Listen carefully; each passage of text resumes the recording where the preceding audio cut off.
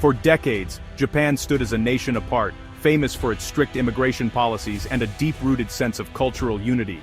The country's borders were tightly controlled, and the idea of welcoming outsiders was often met with hesitation, if not outright resistance.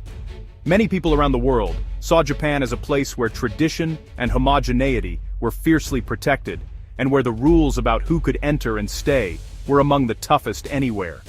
For generations, the image of Japan was one of shared customs, language, and values, a society where everyone seemed to move in harmony, bound by a common heritage. The festivals, the family gatherings, and the everyday rituals all reflected a culture that prized togetherness and continuity.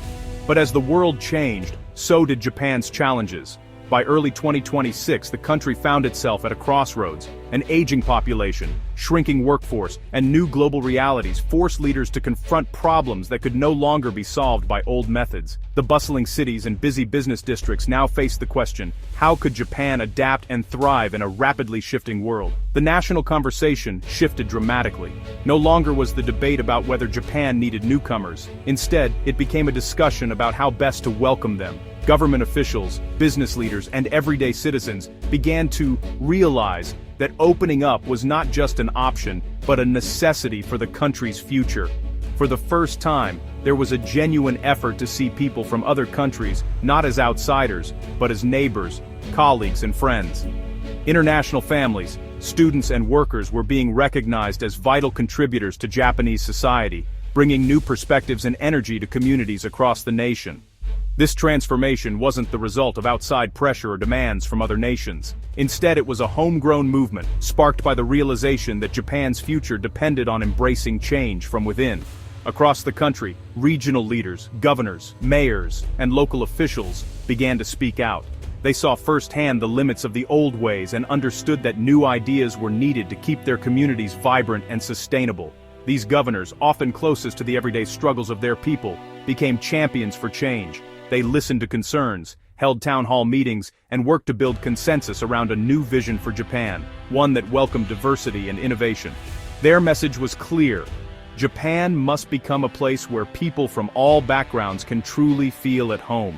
This meant not just tolerating difference but celebrating it, creating neighborhoods, schools, and workplaces where everyone could belong. As the sun rises over Tokyo and a new day begins, Japan stands on the threshold of a profound transformation. The journey ahead will not be easy, but for the first time, the country is embracing the promise of a more open, inclusive future, a true new dawn for a nation once set apart. In July 2025, a momentous event unfolded in Japan's political landscape. For the first time in history, every single member of the National Governors Association came together in rare unity, agreeing on a bold and unprecedented demand. This was not just another policy discussion. This was a collective call for change that echoed across the nation. The governors formally requested that the central government create a comprehensive long-term plan for how Japan should welcome and integrate people from other countries. They wanted more than vague promises or temporary fixes. They wanted a clear, actionable roadmap that would guide the country for years to come. At the forefront of this movement was Shizuoka Governor Suzuki Yasutomo. He became the face and voice of the governor's plea, passionately advocating for a new basic law that would set out Japan's responsibilities and vision for welcoming newcomers. Suzuki argued that Japan needed to move beyond piecemeal solutions and establish a solid legal foundation for immigration and integration.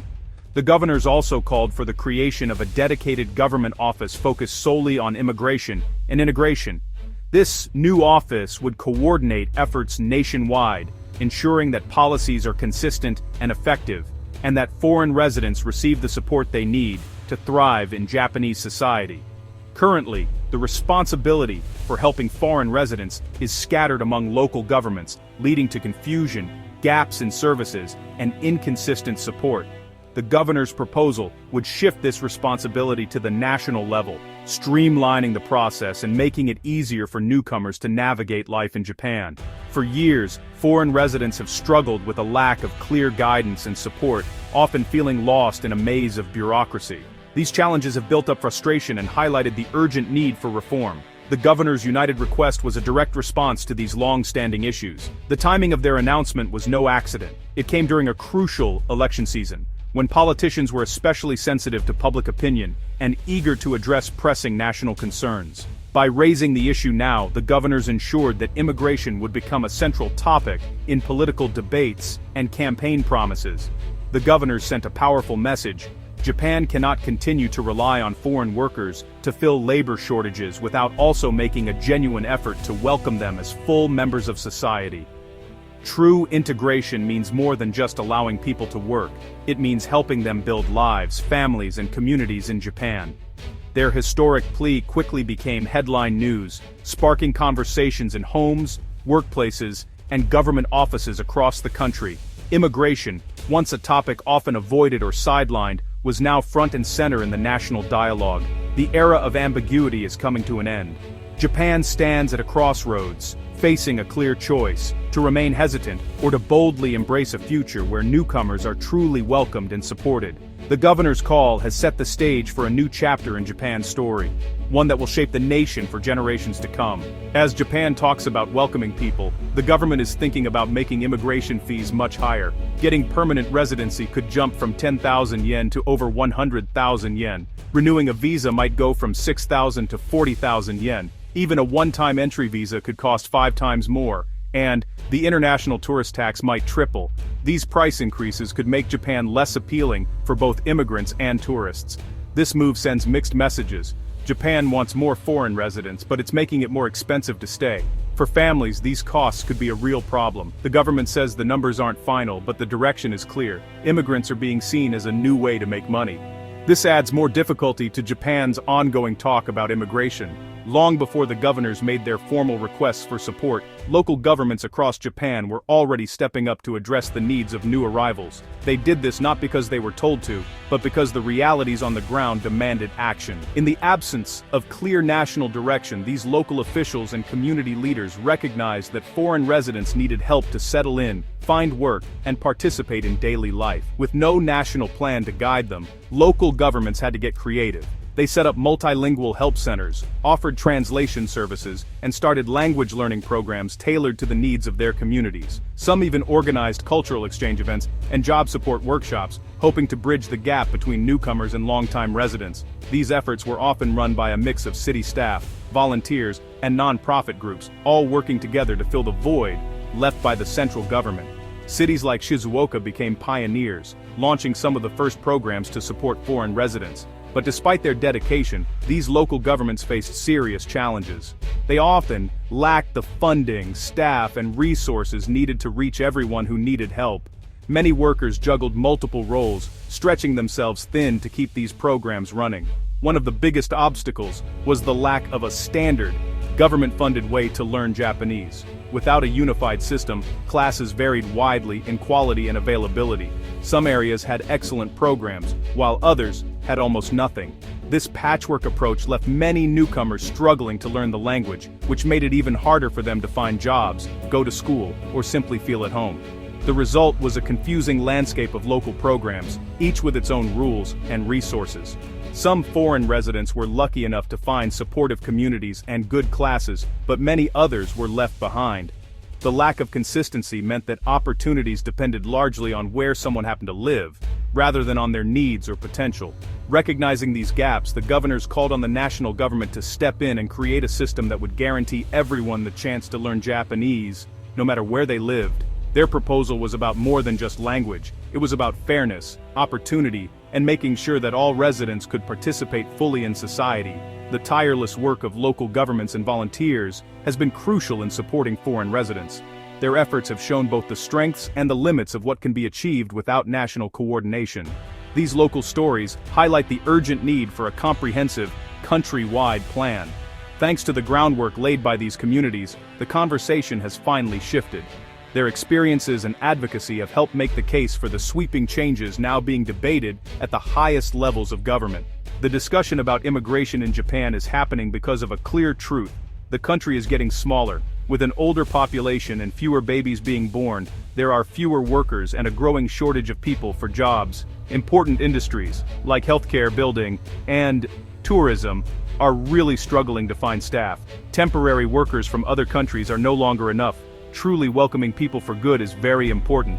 Governors see the effects every day. hospitals without enough staff, factories struggling. The economic need is clear.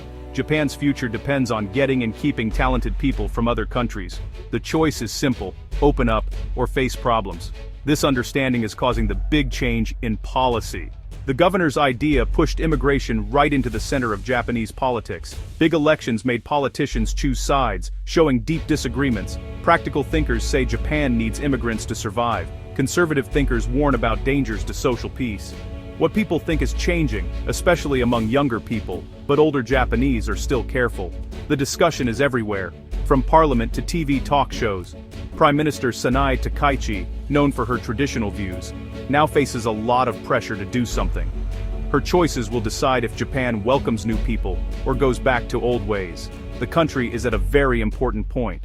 As Japan thinks again about immigration, it's also changing how it deals with national safety. Once peaceful, Japan is now planning to spend twice as much on defense and change its constitution. The government is showing it wants to play a stronger role in regional safety, possibly including helping Taiwan.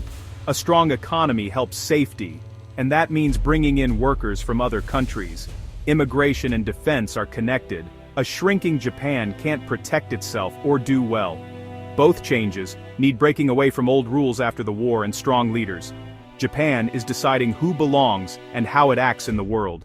These changes show a country going through a very big transformation. The past year marks a very important moment in Japan's recent history. The push to truly welcome foreign residents means the end of a time when things didn't quite make sense. The discussion is now about how to build a country that lasts and includes everyone. Higher fees make things more complicated, showing the struggle between being open and making money. At the same time, Japan is becoming more practical and firm in its safety policies. The future is not clear, but the serious talk has started. Decisions made now will shape Japan for many years to come. We are seeing a slow revolution. Japan is changing what it means to be Japan for the 21st century.